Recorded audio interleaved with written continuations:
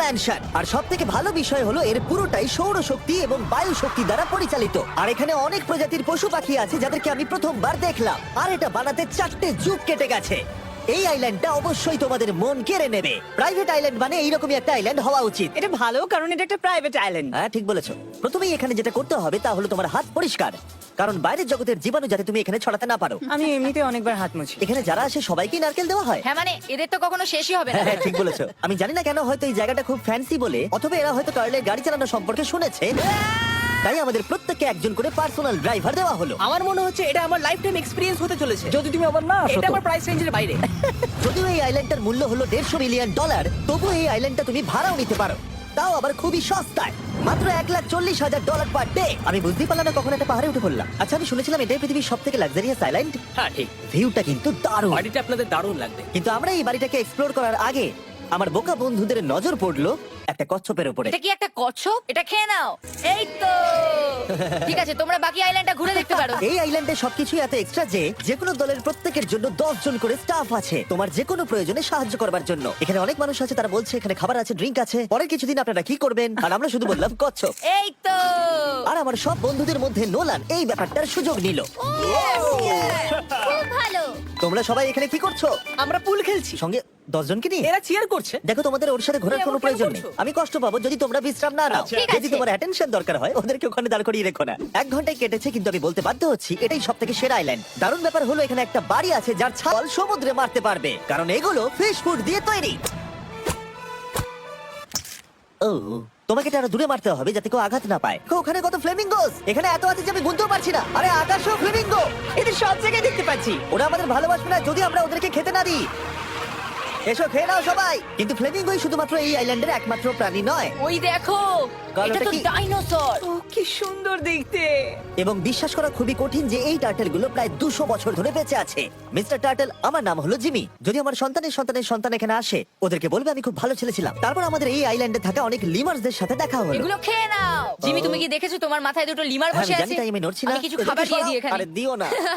আর যদি তোমরা ভাবো এই পশু পাখিরা কোথা থেকে এসেছে, তাহলে বলে দিই এদের মধ্যে বেশিরভাগ প্রজাতি লুপ্তপ্রায়। এরা এখানে আছে এই আইল্যান্ডের ওনারের জন্য, রিচার্ড ব্র্যানসন, যিনি এদেরকে লুপ্ত হয়ে যাওয়ার হাত থেকে বাঁচাচ্ছেন। কিন্তু এখানকার সব থেকে লুপ্তপ্রায় প্রাণী হলো মারমেড, যারা তোমাকে সুশি সার্ভ করবে।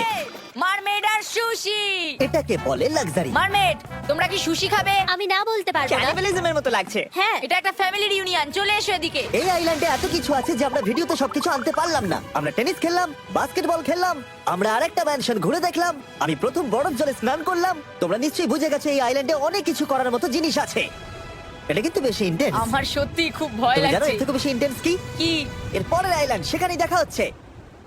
আমরা এখন এখানে কি আর করছি? এবার আমরা যাচ্ছি $250 মিলিয়ন আইল্যান্ড। এর জন্য আমি অনেক টাকা দিচ্ছি, আর এখন আমি শার্কদের মাঝে আছি। এটা যেন আমার একটা দুঃস্বপ্নের মতো মনে হচ্ছে। আমি এখন তোমাদের স্টাম্বল গাইজ সম্পর্কে বলবো। রে বাবা, এটা তো খুব কাছে। আর সব থেকে বাজে বিষয় হলো এই অ্যাডটা শেষ না করে আমি এখান থেকে বেরোতেই পারবো না। স্টাম্বল গাইজ একটা free to play mobile player game, যেখানে 32 জন ক্রাউনের জন্য কম্পিট করে। তুমি যদি পাগল হও তাহলে তুমি এটা করবে। স্টাম্বল গাছ টাকা দিলেও আমি এটা করব না। তোমরা সবাই এখানে কেন শার্ক? ও ও, ওরা খুব কাছে আছে, খুবই কাছে। আর নতুন সিজনের জন্য তারা নতুন মিস্টার বিস্ট স্কিন, অ্যানিমেশন আর ইমোটস বার করেছে। স্কোয়ার হেড, এটাকে নাও ভাই, এটা তো ভয়ঙ্কর। আমি এটা দিচ্ছি যাতে জিমির কাছে অনেক শার্ক তার আসে। সঙ্গে ওরা একটা নতুন লেভেল অ্যাড করেছে। তোমাকে একটা প্যাটার্ন ফলো করতে হবে এখানে বেশিক্ষণ জীবিত থাকার জন্য, এবং যতক্ষণ তুমি বাঁচবে এটা কঠিন হতে থাকবে। ও, শার্কটা ধাক্কা মারলো। আমার মনে হচ্ছে শার্কটা চেষ্টাকে ধাক্কা মারছে। ও, এটা তো ভয়ানক। শুধু তাই নয়, আমি আমার নতুন টুলকিট রিলিজ করেছি যা দিয়ে তুমি তোমার মিস্টার বিস্ট লেভেল বানাতে পারবে। এটা দারুণ সিজন হতে চলেছে, তোমাদের মিস্টার বিস্ট লেভেল ট্রাই করা উচিত। তার সাথে তোমরা নিজেও বানাতে পারবে, আর আমি দেখবো তোমরা কি কি বানাচ্ছো। শার্কটা কিন্তু কেজে ধাক্কা মেরেই যাচ্ছে, আমাকে এখান থেকে বেরোতেই হবে। তোমরা ফ্রিতে স্টাম্বল গাইজ ডাউনলোড করে নাও যাতে আমাকে এই কেজে না ফিরতে হয়। তুমি বেঁচে আছো? চলো অন্য কিছু করি, শার্কদের মাঝে থাকতে আর ভালো লাগছে না। চলুন দেখা যাক কেন আমি এই ভিডিওটা করতে ধার করেছি। দেখে নেওয়া যাক $250 মিলিয়ন আইল্যান্ড।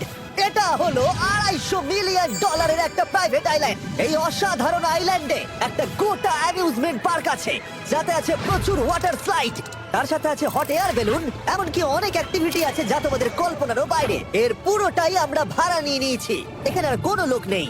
তোমরা আগের সব আইল্যান্ডের যা যা ফিচার দেখে এসেছো এটা হলো সবার ওপরে। এই আইল্যান্ডের একেবারে মাঝখানে একটা বিশাল ওয়াটার স্লাইড আছে। এই ওয়াটার স্লাইডে 8 বছরের বাচ্চারাও রাইড করে, কিন্তু আমার এর হাইট দেখে খুব ভয় লাগছে। ওয়াটার স্লাইডে ওঠার আগে আমরা অন্য ফিচার গুলো দেখে নিলাম, যেমন এটা। এখানে এই আইল্যান্ডে 100টারও বেশি জেট স্কি আছে। এই আইল্যান্ডটা তো দারুণ। শুধু তাই নয়, এমনকি এখানে একটা জিপ লাইনও আছে যেটা ম্যান মেড বিচ অব্দি যায়। হেলমেটটা কিসের জন্য? ও যদি ধাক্কা লেগে যদি যায়। নিচে পড়ে যাও তাই। লোকেরা কি ওপর থেকে পড়ে যায় নাকি? এটা কিন্তু খুব ভয়ঙ্কর। Good luck. Thank you.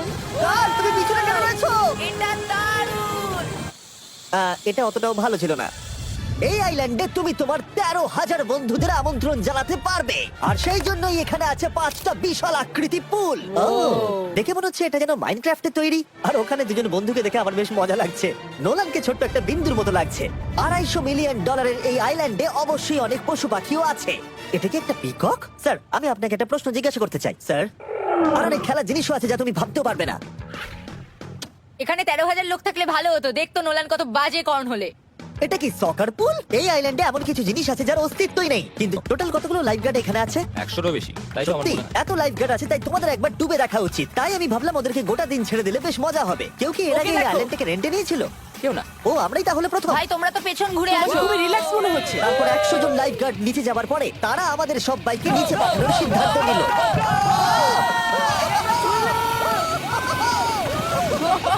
My god. ভাই, তোমরা জানো এর থেকে বেশি ভয়ঙ্কর কি? কি? ওইটা। এটাকে এত ভয়ঙ্কর কেন ওটাকে দেখাচ্ছে আজকে? দেখেই খুব ভয় লাগছে।